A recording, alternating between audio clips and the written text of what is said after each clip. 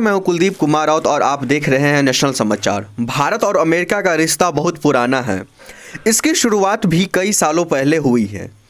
13 अक्टूबर 1949 को नेहरू अमेरिकी राष्ट्रपति ट्रूमन से मिले। इससे पहले भारत और अमेरिका के रिश्तों में खटास आ गई थी, क्योंकि भारत कोल्ड वॉर के दौरान न्यूट्रल रहने का रुख अपनाया था। मार्टिन लूथर किंग गांधीवादी से प्रभावित थे, इसलिए मार्टिन 10 फरवरी 1959 को एक महीने के लिए भारत आए।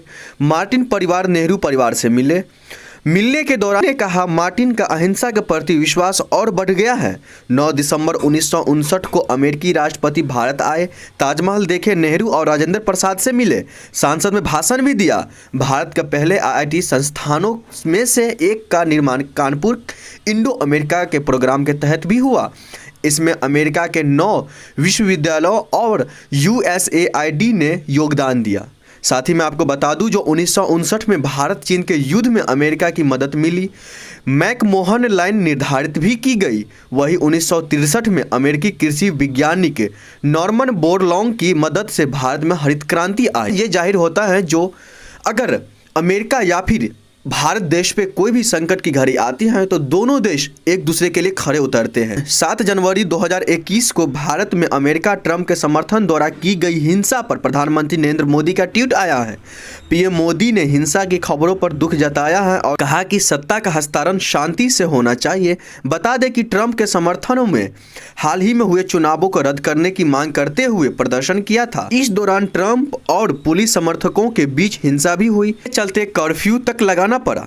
वहां पुलिस की गोलीबारी में एक महिला की मौत की बात सामने आई है। PM मोदी ने ट्वीट किया, वॉशिंगटन DC में हुए दंगे और हिंसा की खबर सुनकर दुखी हूं। सत्ता शांति से हस्तांतरण जरूरी है। लोकतंत्र में इस तरह के गैर कानूनी विरोध प्रदर्शनों को इजाजत नहीं है। कि अमेरिका में यह हंगामा तब हुआ जब अमेरिकी कांग्रेस के इलेक्टोरल कॉलेज को लेकर बहस चल रही थी। यहाँ जो बाइडेन की चुनावी जीत की पुष्टि होनी थी, सदन में चल रही बहस के दौरान अचानक ट्रंप के समर्थक बिल्डिंग के अंदर पहुंच गए। इसे बहस को बीच में ही रोकना पड़ा। डोनाल्ड ट्रंप के समर्थक चुनाव रद्द करने की मांग को लेकर प्रदर्शन कर रहे थे। इस दौरान कुछ प्रदर्शनकारी और पुलिस के बीच हिंसक झड़प हुई। अमेरिका कैपिटल बिल्डिंग पर ट्रंप के समर्थकों की ओर से किए गए हमले और हिंसा के बाद वॉशिंगटन DC के कर्फ्यू लागू कर दिया गया है। कुलदीप कुमार की रिपोर्ट, नेशनल समाचार। नमस्कार।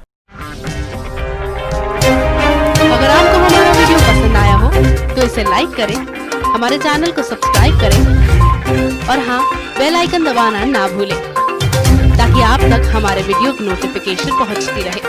आप अपना सुझाव हमें कमेंट बॉक्स में दे सकते हैं। हमारे साथ जुड़ने के लिए